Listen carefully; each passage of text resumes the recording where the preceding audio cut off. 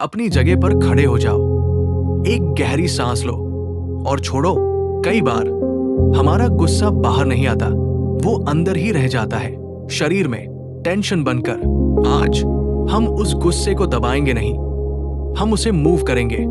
अपने हाथों को मूव करना शुरू करो, थोड़ा शेक करो, थोड़ा जोर से। अगर शरीर पुश करना चाहता है तो पुश करो, अगर हाथ फेंकना चाहते हैं तो अलाउ इट। अपने अंदर की एनर्जी को फ्लो में आने दो। ये एंगर है और ये बाहर आना चाहता है। आप सेफ हो, आप कंट्रोल में हो, बस मूवमेंट के थ्रू रिलीज होने दो। Shake, move, flow.